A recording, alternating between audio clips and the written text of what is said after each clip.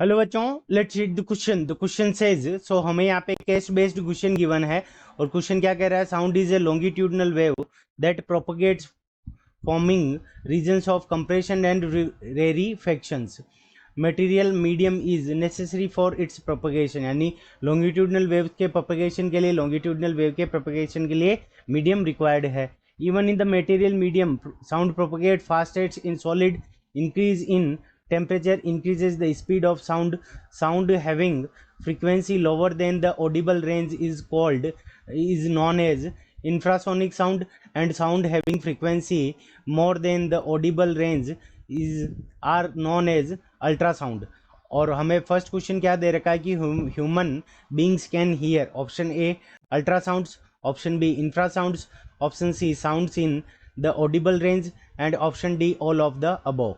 And second question given है, in the case of longitudinal wave, particles of medium vibrates in a direction.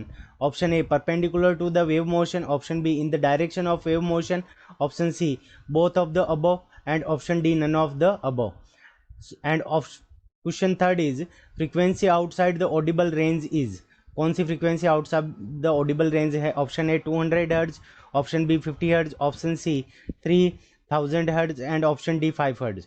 And question fourth is, speed of sound wave is 330 meter per second. With rise in the temperature, its speed will option A increase, option B decrease, option C remain same, and option D none of the above। ठीक है बच्चों, सो यहाँ पे हमें एक passage given है और उसके बाद में हमें 5 क्वेश्चंस गिवन है। सो इस क्वेश्चन को करने के लिए हम क्या करेंगे? की कंसेप्ट अप्लाई करेंगे। सो की कॉन्सेप्ट, ठीक है। अब की कॉन्सेप्ट के अंदर जो साउंड हम हियर कर सकते हैं या फिर जो हम सुन सकते हैं, वो हमारी कौन सी होती है? ऑडिबल रेंज की साउंड होती है। Audible range. तो ऑडिबल रेंज की जो साउंड होती है उसको हम क्या कर सकते हैं? सुन सकते हैं। और जो ऑडिबल रेंज होती है साउंड की, वो कितनी होती है? 20 हर्ट्ज, 20 हर्ट्ज टू 20,000 हर्ट्ज। यानी 20 हर्ट्ज से लेकर हम 20,000 हर्ट्ज तक की जो साउंड होती है उसको हम सुन सकते हैं, और इसको हम क्या कहते हैं? Audible range. ठीक है बच्चों, तो ये फर्स्ट क्वेश्चन का हमारा की कंसेप्ट हो गया। अब फर्स्ट क्वेश्चन के अंदर हमें क्या दे रखा है? Human being can hear ultrasound. तो ऐसी साउंड जिनकी फ्रीक्वेंसी क्या हो? फ्रीक्वेंसी ऑफ साउंड को आपसे लिखते हैं। सो अगर फ्रीक्वेंसी 20,000 हर्ट्ज से ज़्यादा हो, अगर फ्रीक्वेंसी 20,000 हर्ट्ज से ज़्यादा हो तो उसको अल्ट्रासाउंड कहते हैं। इंफ्रासाउंड क्या कहते हैं? ऐसी साउंड जिसकी फ्रीक्वेंसी क्या हो? 20 हर्ट्ज से कम हो, तो उसको हम क्या कहेंगे? इंफ्रासाउंड। तो दोनों हम सुन नहीं सकते, अल्ट्रासाउंड भी नहीं सुन सकते, इंफ्रासाउंड भी नहीं सुन सकते। So option C sounds in the audible range. तो पहले क्वेश्चन का पार्ट सी करेक्ट है। सेकंड क्वेश्चन के अंदर क्या दे रखा है? In the case of longitudinal wave. अब देखो, सो लॉन्गिट्यूडनल वेव, लॉन्गिट्यूडनल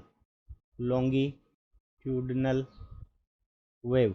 अब जो हमारी लॉन्गिट्यूडनल वेव होती है उसके अंदर क्या करती है कि particles of medium, particles of medium.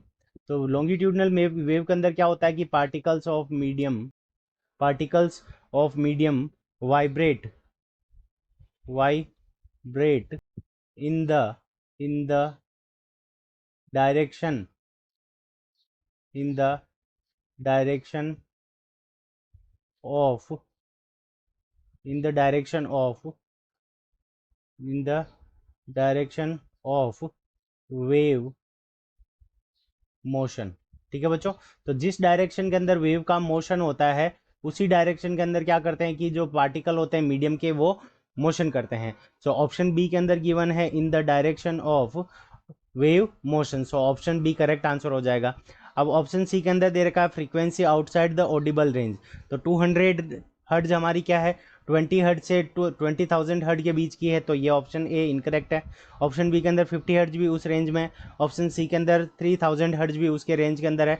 तो ऑडिबल रेंज के बाहर कौन सी रेंज है? तो 5 हर्ट्ज। तो 5 हर्ट्ज हमारी क्या है? इंफ्रा साउंड है, यानी लेस देन ऑडिबल रेंज है। तो ऑप्शन सी हमारा करेक्ट आंसर हो जाएगा। अब क्वेश्चन नंबर 4 के अंदर, speed of sound is 330 metres. With rise in the temperature its speed will increase. तो क्या होता है कि हमें यहाँ पे देखो गिवन है the speed of sound increases in the temperature, increase in the speed of sound. यानी जो स्पीड ऑफ साउंड होती है वो टेम्परेचर इंक्रीज होने से क्या होती है, इंक्रीज होती है। सो फोर्थ क्वेश्चन के अंदर ऑप्शन ए हमारा करेक्ट आंसर हो जाएगा। तो फोर्थ क्वेश्चन के अंदर ऑप्शन ए हमारा करेक्ट आंसर है।